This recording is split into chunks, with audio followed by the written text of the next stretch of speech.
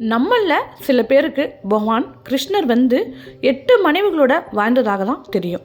ஆனால் பகவான் கிருஷ்ணர் 8 மனைவிகள் மட்டும் இல்லைங்க, அவருக்கு கூடுதலாக 16,000 மனைவிகளோடும் கிருஷ்ணர் வாழ்ந்திருக்காரு. இந்த 16,000ங்கிறது ஒரு பெரிய எண்ணிக்கைங்க. உண்மையிலே பகவான் கிருஷ்ணர் 16,000 மனைவிகளோட வாழ்ந்தாரா இல்லையா, அதுக்கு உண்டான பதிவு தாங்க இது. நான் உங்கள் Saranya. Welcome to AK Talks. வீடியோக்குள்ளே போகிறதுக்கு முன்னால் நம்ம சேனலை சப்ஸ்கிரைப் பண்ணிக்கோங்க, அப்போ தான் நான் போடுற வீடியோஸ் உங்களுக்கு நோட்டிஃபிகேஷன்ஸாக வரும். இப்போ வாங்க நம்ம பதிவுக்குள்ளே போகலாம். கிருஷ்ணர் லீலைகளோட மன்னனாக தாங்க நமக்கு தெரியும். ஆனால் கிருஷ்ணருக்கு இன்னொரு பேர் இருக்குங்க, அஷ்டபாரியாங்கிற பேர் தாங்க. அஷ்டபாரியாங்கிறது ஒன்றும் இல்லைங்க, 8 மனைவிகளை கொண்டதா அதுக்கு பொருள் வருதுங்க. அந்த மனைவிகள் யாராருன்னு கேட்டிங்கன்னா ருக்மிணி, சத்யபாமா, ஜாம்பவதி, நாக்னதிதி, நித்ரா, கலிந்தி, பத்ரா, லக்மணா. இந்த மாதிரி கிருஷ்ணர் கூட வாழ்ந்த நமக்கு 8 மனைவிகளை மட்டும்தான் தெரியும். ஆனால் 16,000 மனைவிகள் கிருஷ்ணருக்கு அமைந்ததுக்கு ஒரு கதை இருக்குங்க. யார் இந்த 16,000 பேர்? எப்படி ஒரே நாளில் பகவான் கிருஷ்ணர் இத்தனை பேரையும் ஒரே நாளில் மணந்தார்? முன்னொரு காலத்தில் இப்போ இருக்கிற அசாம் பகுதி வெப் ஜோதிஷ்பூர்னு அழைக்கப்படுதுங்க.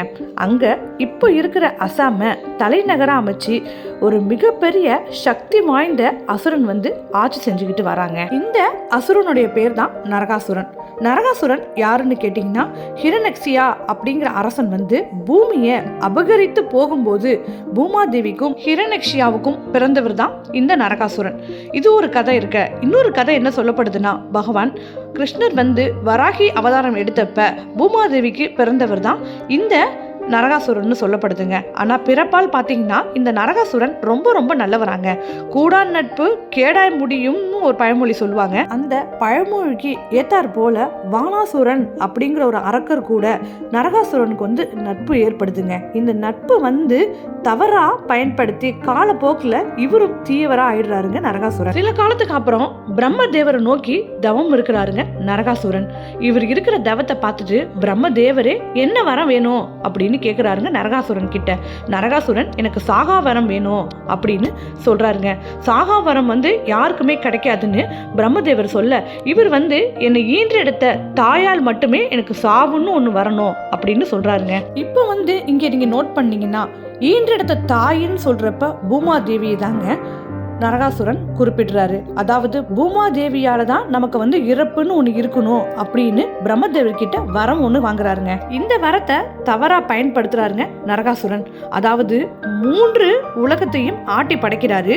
முதல்ல பாதாள லோகம் போறாருங்க நரகாசுரன். அங்க எல்லாத்தையுமே கைப்பற்றுறாருங்க. கடைசியில கைப்பற்றி நீரின் பகவானாகிய வர்ண பகவானுடைய ஏகாபந்திய சூடாமணியை கைப்பற்றுறாருங்க. இது மட்டும் இல்லைங்க, அங்கே உள்ள செல்வங்கள் எல்லாத்தையுமே நரகாசுரன் எடுத்துட்டு வந்துடுறாருங்க. அதுக்கப்புறம் தேவலோகம் போறாருங்க. அங்கே எல்லா தேவர்களுமே இவரை பார்த்தோடனே போய் ஒளிஞ்சுக்கிறாருங்க. ஆனால் இந்திரனுடைய தாய் மட்டும் இவருடைய கண்ணில் பிடிபட்டுறாங்க. அப்போ இந்திரனுடைய தாய் அதித்தியோட காதனியை பறிச்சிடுறாருங்க. இது ஒரு பெரிய அவமானமாகவே கருதுறாங்க அதித்தி. நரகாசுரன் கடைசியில் பூலோகத்தையும் விட்டு வைக்கலைங்க. பூலோகத்துக்கு எல்லா மன்னர்களையும் தோக்கடிச்சு வெற்றி வாகை சூடுறாருங்க. இந்த 3 லோகத்திலையும் நரகாசுரன் வெறும் செல்வத்தை மட்டும் கவர்ந்து வரலங்க. எல்லா லோகத்துல உள்ள பெண்களையும் தான். அதுல அங்க உள்ள அரச குலத்தில் உள்ள பெண்கள், தேவலோக பெண்கள், ரிஷிகளுடைய மகள்கள், மன்னருடைய மகள்கள், இப்படி பல பெண்களை கவர்ந்துட்டு வராருங்க. இதுல எல்லா பெண்களையும் நமக்கு சேர்க்கிறப்பதான் மொத்தம் 16,000 பெண்கள்ங்க. இந்த 16,000 பெண்களையும் தனது ராஜ்யத்துல ஒரு உயரமான மாளிகை கட்டி சிறை வைக்கிறாருங்க. இந்த 16,000 பேரையும் இவனுடைய கொடுமை தாங்க முடியாம தேவர்கள் விஷ்ணு கிட்ட முறையிடுறாங்க. அதுக்கு விஷ்ணு என்னுடைய கிருஷ்ண அவதாரத்துல நானே நரகாசுரனை அழிப்பதா வாக்கு கொடுக்குறாருங்க. இதை கேட்ட தேவர்களுக்கு ஒரு மன ஆறுதல் கிடைக்குதுங்க. அங்க சிறைப்பிடிக்கப்பட்டிருந்த 16 பெண்களின் மாளிகையை சுற்றி தன்னுடைய 10 மகன்களையும் காவலுக்கு வச்சிருந்தாங்க. அது மட்டும் இல்லைங்க, மலையை சுற்றி 5 தலைகள் கொண்ட முராங்கிற சக்தி வாய்ந்த அசுரனையும் காவலுக்கு வச்சிருந்தாங்க. மலையை சுற்றி பெரிய அகையையும் வெட்டி வச்சுருந்தாங்க. யாருமே நெருங்காத அளவுக்கு அந்த மாளிகை இருந்துச்சாங்க. நரகாசுரன் வந்து ஒரு கொடுங்கோல் ஆட்சி செஞ்சுட்டு வந்தான்னு தாங்க சொல்லணும். நாட்கள் அப்படியே ஓடுதுங்க.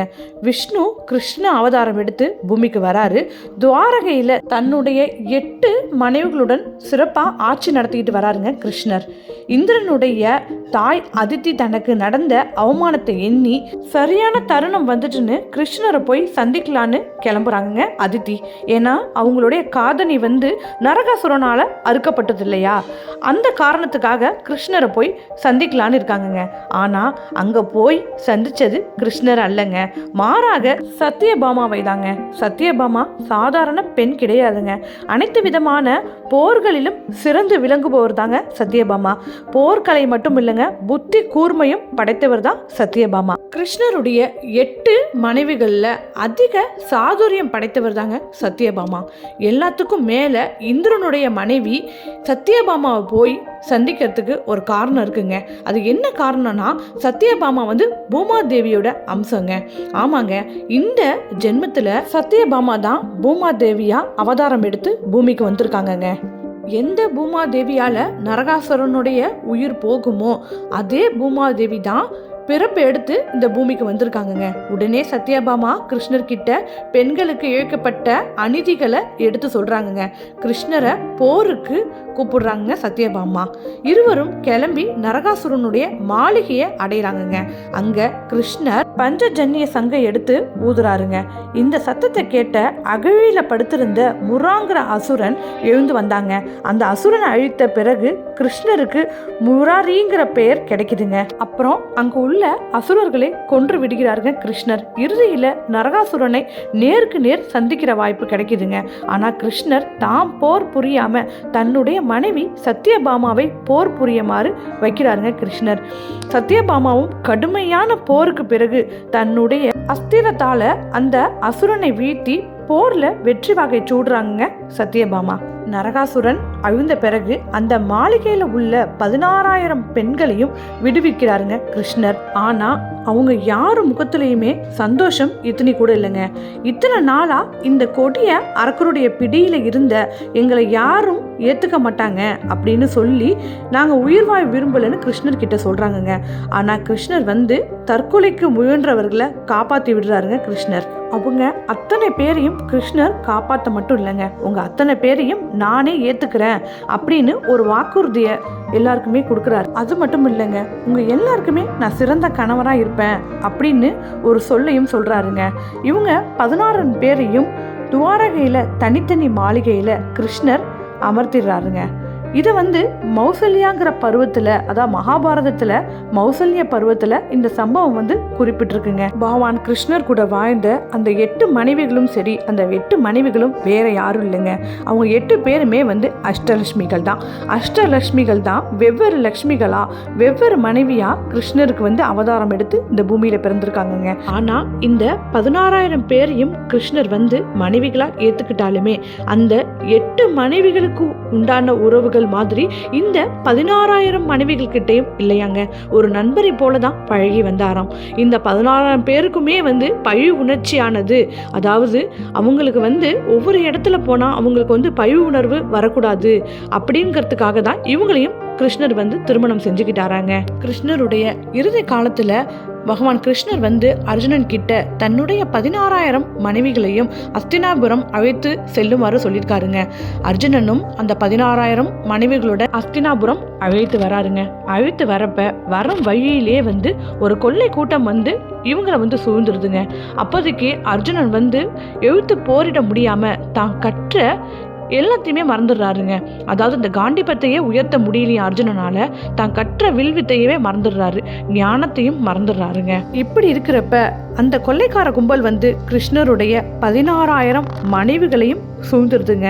இப்படி சூழ்கிறப்ப பாதி பேர் வந்து தற்கொலை செஞ்சுக்கிறாங்கங்க, பாதி பேர் வந்து அந்த கொள்ளைக்கார கும்பலுடைய போயிடுறாங்கங்க. இப்படி தாங்க கிருஷ்ணருடைய மனைவிகள் 16,000 பேருக்கும் கடைசியில் கிருஷ்ணருடைய கடைசி காலம் இப்படி தான் சோகமாகவே கிருஷ்ணருடைய மனைவிகளுக்கு அமைந்ததுங்க.